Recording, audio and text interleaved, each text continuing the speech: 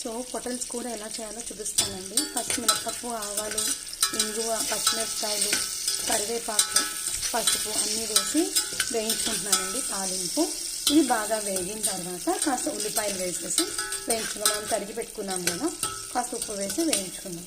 So onions కూడా వేసుకున్నానండి, వేగుతున్నాయి. So చాలా సింపుల్గా ప్రెషర్ కుక్కర్లో చేసేసుకుంటే మీకు టైం కన్జ్యూమ్ అవుతుంది. పక్కన మీరు చపాతీలు చేసేసుకుంటూ ఉంటే కూర కూడా ఉడికిపోతుంది. సో దీని తర్వాత టమాటాలు వేసుకున్నాం. సో ఇవ్వండి పొటాటోస్, టమాటాలు అన్నీ వేసేసుకొని ఇందులోనూ కాస్త నీళ్లు పోసుకొని ప్రెషర్ కుక్కర్ పెట్టేయాలి. ప్రెషర్ కుక్కర్కి విజిల్ పెట్టి ఒక 2-3 విజిల్స్ రప్పించండి. రప్పించిన తర్వాత అంతలోపు చపాతీలు చేసేసుకున్నాం. నేను కాస్త ఎర్రకారం కలిపానండి. ఈ కారంలో ధనియాలు, జీలకర్ర పొడి కూడా కలిపి ఉంటుంది కాబట్టి చాలా టేస్టీగా ఉంటుంది. మీరు కావస్తే గరం మసాలా ఆర్ ఇప్పుడు మనకి మ్యాగీ మసాలా వస్తుంది, అది కూడా వేసుకోవాలి. ఇగోండి చపాతీ చేసుకుంటున్నాను, పక్కనేమో కూర ఉడుకుతుంది.